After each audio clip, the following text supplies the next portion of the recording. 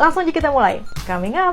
Yang pertama adalah ketika kita opening nih, biasanya kesalahan yang terjadi yang tidak sesuai dengan KBBI adalah penggunaan kata yang terhormat dan yang kami hormati. Biasanya kalau misalnya opening, dimulai dengan selamat datang dan selamat pagi kami ucapkan kepada yang terhormat Gubernur DKI Jakarta, Bapak Anies Baswedan. Kemudian yang kedua, dan kami juga ucapkan selamat pagi dan selamat datang kepada yang terhormat Kepala Dinas Pariwisata DKI Jakarta, Bapak siapa gitu misalnya. Nah, itu kan pengulangan ya.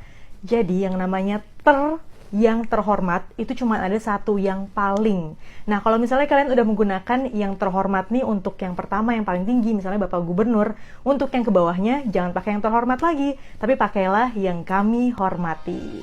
Next, ketika kita mempersilahkan seseorang untuk memberikan sambutan atau untuk maju ke atas panggung untuk membuka sebuah acara. Nah, kesalahan yang biasanya terjadi adalah MC-nya ini ngomong waktu dan tempat kami persilahkan. Oh my god, that is totally wrong. Karena waktu dan tempat nggak bisa dipersilahkan. Yang bisa dipersilahkan adalah orangnya, narasumbernya, atau tamunya. Jadi kalian persilahkanlah orangnya atau tamunya.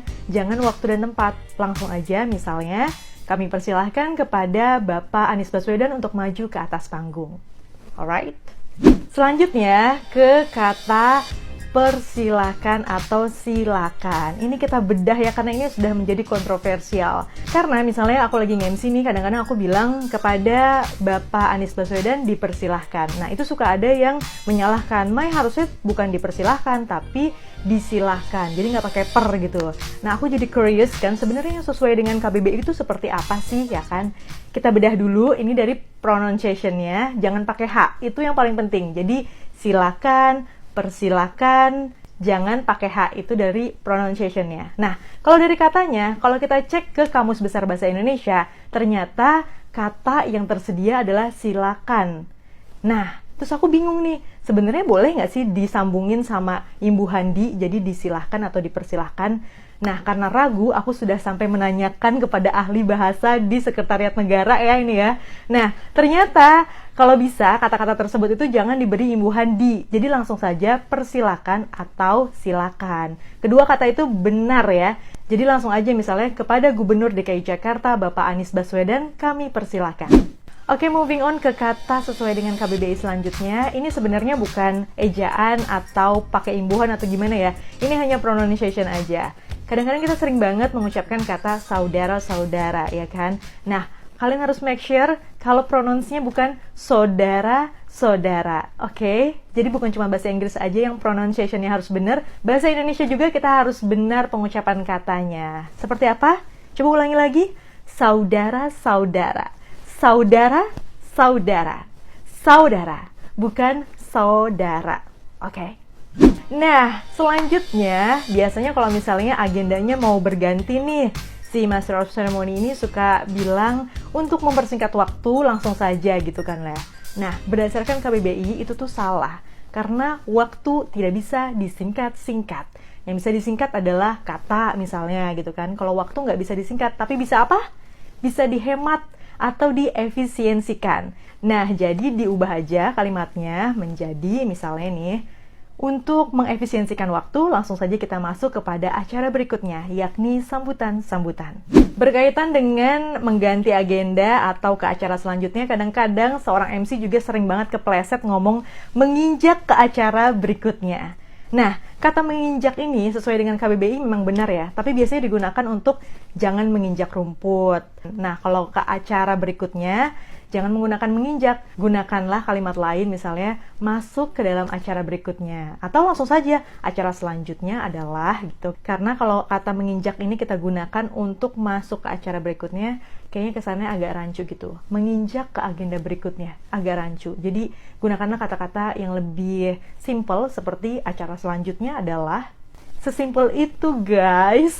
Gak usah banyak improvisasi yang malah melanggar KBBI. Selanjutnya, ini nggak pakem sih, tapi untuk pengetahuan kita aja bahwa kalau misalnya lagi ada acara menyanyikan lagu Indonesia Raya, biasanya kan ada kata-kata hadirin dimohon berdiri.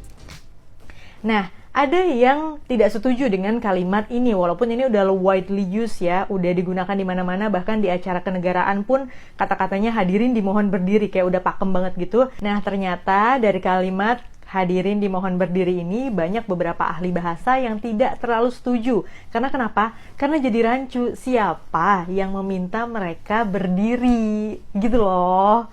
Nah, makanya ada beberapa ahli bahasa yang pengennya tuh jangan hadirin dimohon berdiri, tapi langsung saja kami mohon hadirin untuk berdiri. Jadi kan jelas tuh siapa yang memohonnya, yaitu si kami ini. Gitu, jadi balik lagi ke kalian, apakah menurut kalian hadirin dimohon berdiri itu udah cukup lengkap?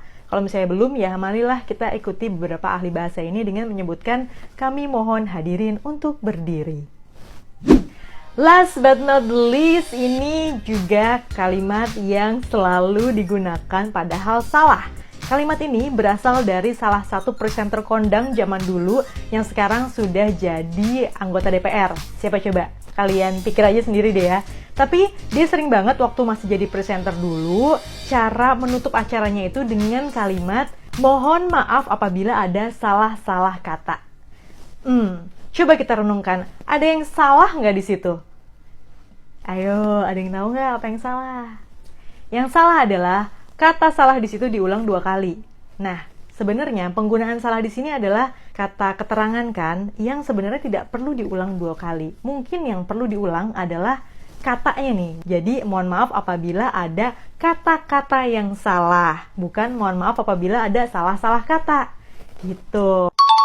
Jadi kedepannya nih, supaya kita menggunakan bahasa Indonesia yang baik dan benar, ketika ada public figure yang mungkin kata-katanya itu sudah membumbung tinggi, mungkin kata-katanya itu sudah terkenal, jangan langsung dijiplak atau diikutin, tapi ditelaah dulu, dianalisis dulu apakah sudah sesuai dengan KBBI atau tidak, supaya tidak terjadi kesalahan yang diduplikasi lagi oleh orang lain. Jadi mulai sekarang kalau kita menutup acara, bukan mohon maaf apabila ada salah-salah kata, tetapi mohon maaf apabila ada kata-kata yang salah.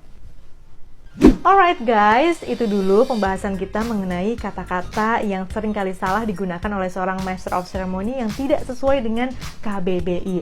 Kalau misalnya kalian punya mungkin kata lain yang belum kita ketahui, atau mungkin pengen menyanggah kata-kata yang sudah aku ucapkan, silahkan komen di bawah, kita bahas bareng-bareng bagaimana cara menjadi Master of Ceremony yang sesuai dengan KBBI. Sampai di sini dulu, terima kasih udah nonton video ini, semoga bermanfaat untuk karir per-MC-an kita, semoga makin keren dan makin jaya, oke? Thank you so much for watching my video, don't forget to leave a like, comment, and subscribe, bye-bye!